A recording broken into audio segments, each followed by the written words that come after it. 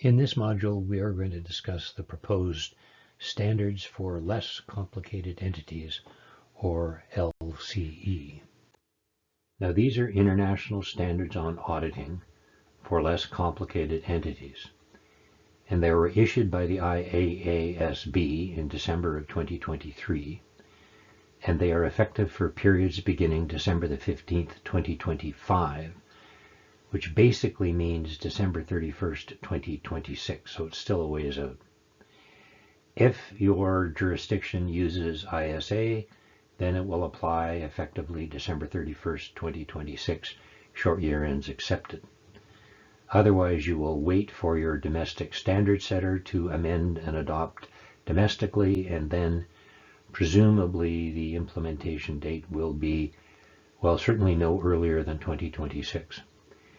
And the other thing I find as I read these standards, they are more complicated than noted here. The criteria for how less complicated an entity has to be are far more complicated than noted here, and are probably more complicated than the 28 rules you have to follow before you can use these standards. Now, if you look at the current standards, they've got to work for a large public company, they've got to work for a medium-sized company, and they've got to work for a small company. And we've got to remember that small does not necessarily mean not complex. You could have a very complex small company. And in my view, the standards now do work very well for a large public company, for a medium public company, or a medium-sized company, and for a small company. And you can, if you wish, develop a set of forms that works for each of those three entities. The same set of forms can, if you use the scalability provisions in standards, and if you know the standards. Now, when I say you can develop a single set of forms that will work for a large public company, and the same set of forms will work equally efficiently and effectively for a small company, I say that because I've done it. And now, maybe not a large public company, but use them on smaller public companies, but still listed companies, medium-sized and very small audits, and they can be used efficiently and effective in all three circumstances. Now, I think practitioners, some say that the current standards are perhaps too much.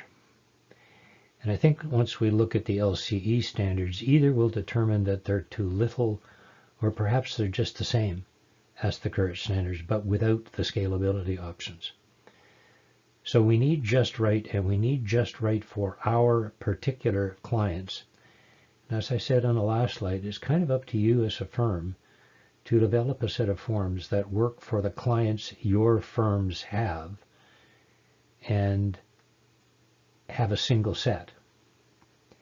Now, again, you can get there using the scalability provisions in current standards. There are around 40 tips as to how you can scale things back. Most of them are in 315, where quite candidly they're needed, because if you read 315, the risk assessment procedures you have to do are vastly complicated if you read just the section. But when you go to the application material and look for the scalability tips, you go, oh, I don't have to do all that stuff here. This is what I can do instead. And the standards do say you use professional judgment to determine what you need to do and how detailed it needs to be. So 315 is probably a bit over the top, but if you apply the scalability tips, it's not, in my view. Now, what are the less complicated entity standards going to apply for? So will they apply to a large public company? Well, no. Will they apply to a medium-sized public company? No. Will they apply to a small public company? No. Now, a small firm might have a small public company. It's possible. So if you're a small firm with a small public company and you want to use LCE standards, you're going to have to use two sets of standards.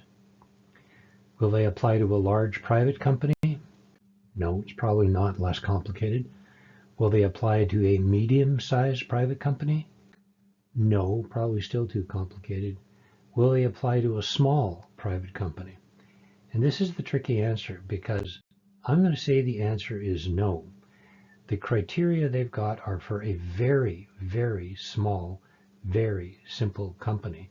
So will it apply to a very small company? Maybe it might, but that's the kind of company it's going to apply to. So the issues with this new set of standards.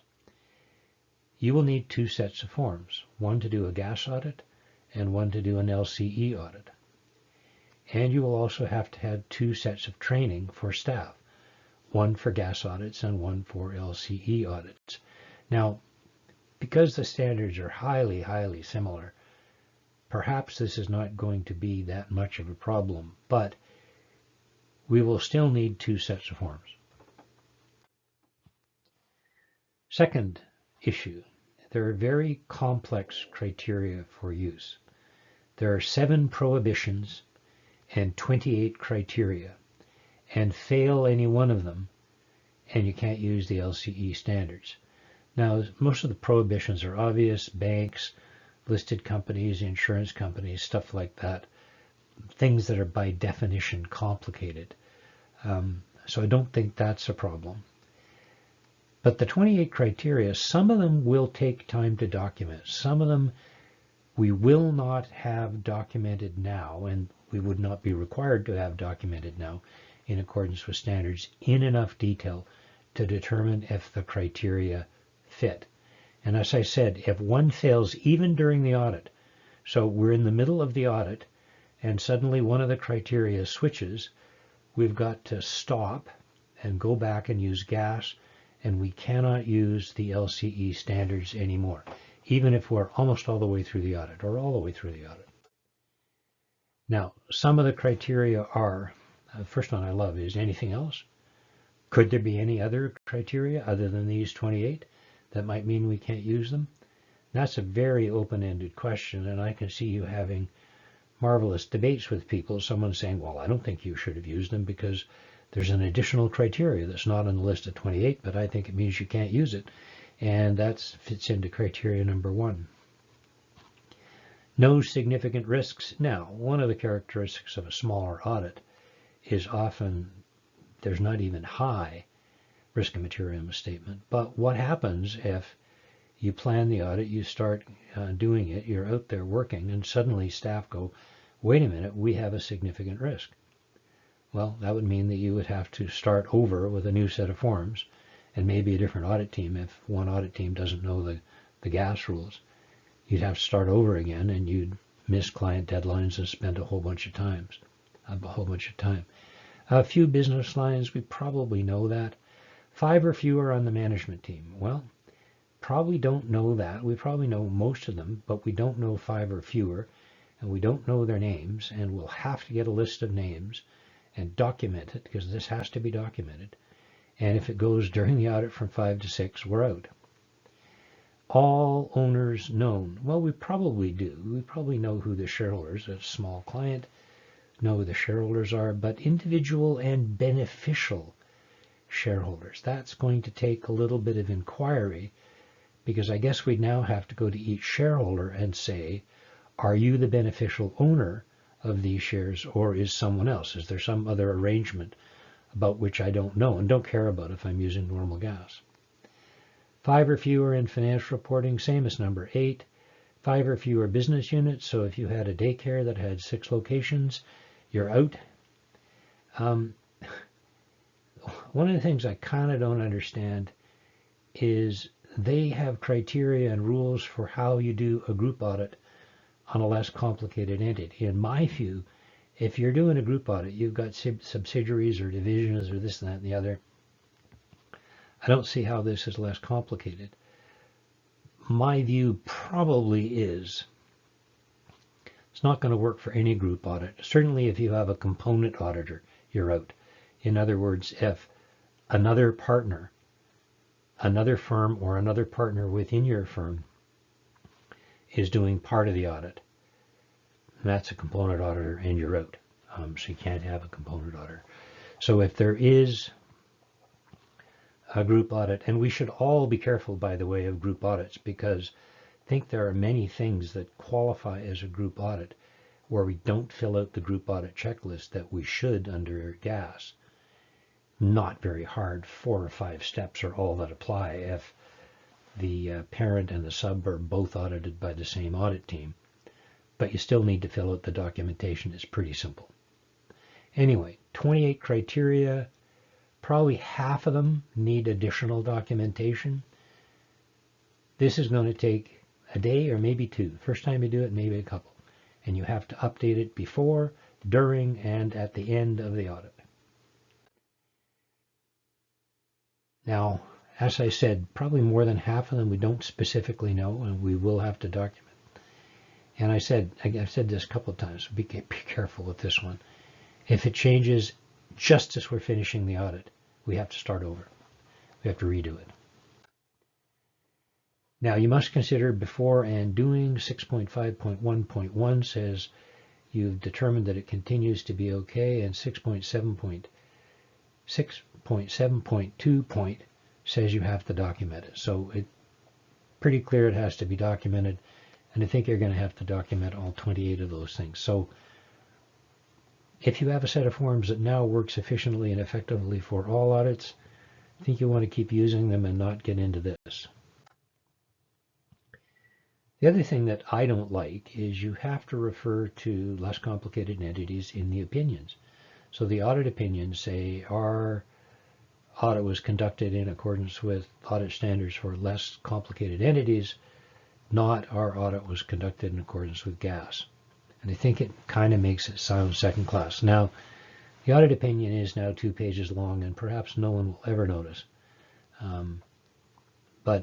You have to make sure that the client is aware of this, and you have to discuss it with them and document that you've discussed it with them.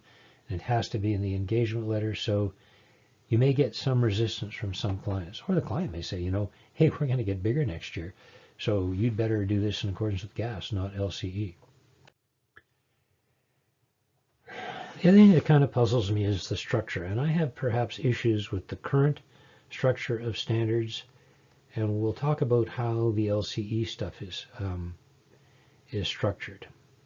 Now, current standards, there is duplication between sections, and 240 and 315 almost entirely duplicate themselves. If you write your set of forms for the firm in accordance with 315 and say, oh yeah, and we did the 240 stuff as well, pretty much done everything in 240, other than the things on journal entries, and you're probably going to have a separate little audit program just to remind yourself to do those things on journal entries. They're not that hard, and you have to do them in LCE too. So you're not going to get out of that one. But at least if you are looking for all the issues that relate to going concern or subsequent events or whatever, they're all in one section. So you can find it, and you just have to put up with a bit of duplication. The LCE standards, and they're almost as long as GAAS. It's not that they're like a quarter of the length. They're maybe 90% of the length of current standards. But they're all run together. There are 10 sections. Section number 7 has service organizations, use of an expert, laws and regulations, lawsuits and claims, and more. It's just got a whole mess of things in there. So a single issue can be in many sections, and there's still duplication. Going concern, for instance, is in sections 6, 7, 8, 9 of 10. So it's in 4 of 10 sections. So if you're trying to find out in standards what to do about going concern, you're just going to have to use search to find all the different requirements. Now, standards say certain things must be documented. So if standards say you shall document, you have to document it. There's no question. If it says something shall be in writing, an engagement letter shall be in writing, well, I don't know how you can get around not documenting that, not having it in writing. And then all kinds of other requirements say the auditor shall. Do we have to document all of those things? There is some discretion, 230A7, pretty clear, not everything has to be documented. And 230A7, and 230A7 is, the equivalent paragraph is also in LCE, but it misses the examples. So I don't like it as much in LCE because the examples where it says this documents that, audit planning is documented by having an audit plan. Those are useful if I'm talking to someone who says, well, you didn't document this. Well, yes, I did, because let's read 230A7, and then having an audit plan documents that we did planning. And so therefore, this documents that I did that, even though it's not one of the things in the for example in A7. And the for examples are not in LCE. And the other thing, again, having done it, it's not hard to develop a set of checklists for audits that documents most of the things that the auditor shall do and document them in some fashion or other. So it's not hard to do that. So much of it is not hard. So I compared the things in GAAS that you must document to the things in LCE that you must document. And they're not exactly the same, but they're 97 or 99.9% the same. There are differences in the group audit section because what they've done is they've edited out every requirement that had to do with a component auditor, because if there is a component auditor, you can't use LCE. And again, for instance, the A7 equivalent in LCE is not as general as that in GAAS, and I would prefer, I hang my hat on that requirement a lot. Well, I documented this, so that documents that, CA7. So I would like to see that more complete in LCE. So how different are the sections? Do the sections differ a lot? Is it half the same? Is only half of what is in current GAAS carried forward into LCE standards? And the answer is it's almost identical. The two sets of standards are almost identical. Most sections are, in fact, identical. Now, some have been edited. Some sections have been combined. Where they edited the standards to clarify them a bit, I would actually prefer that they take those edits back into GAAS because it made it a little clearer and a little simpler to understand. Some of them, they made sections that were rather large and top-heavy, but current GAAS could do with some editing. If they wanted to do it, I wouldn't mind.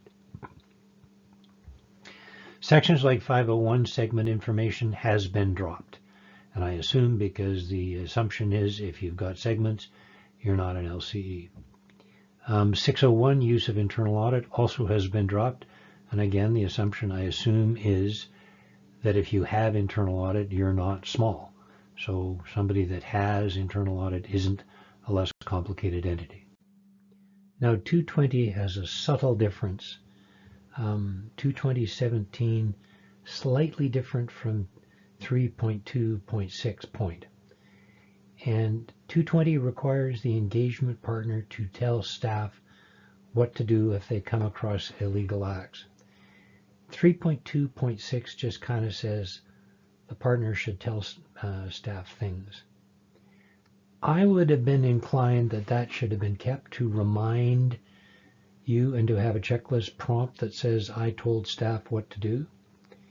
And one of the other things that I worry about this, seeing GAAS and LCE standards are so similar now, that will people use GAAS to interpret less complicated enterprises? So when it says in 3.2.6 point, too many points there, that there are other things to be done, when you wonder what those are, is someone going to go to 220.17 and say, well, hey, 2017 and the other section are virtually the same except for this additional thing, and it's probably implied that that should have been done.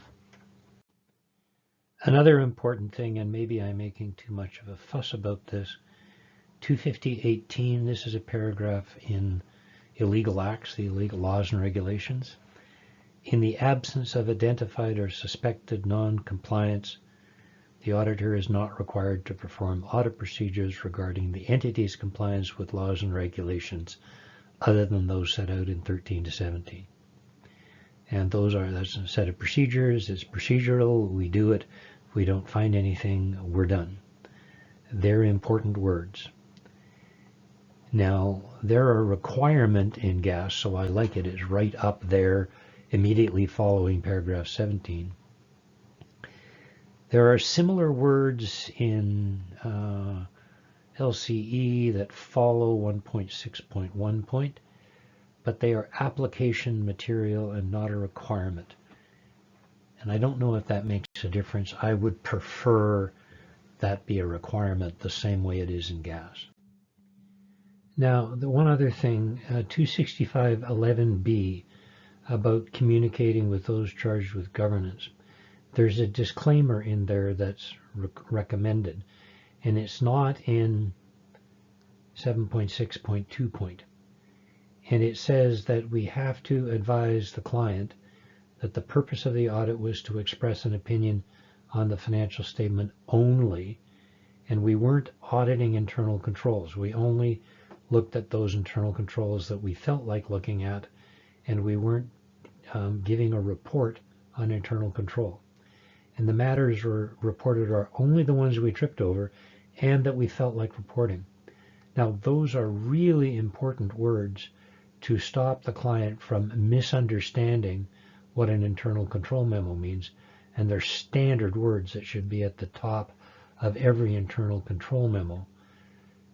So don't forget them, and I think they should be in this standard to remind us that I don't care how small the client is, they might misunderstand our internal control memo. Now 315 is the section that's seen the most changes. Indeed, it's really the only section that changed.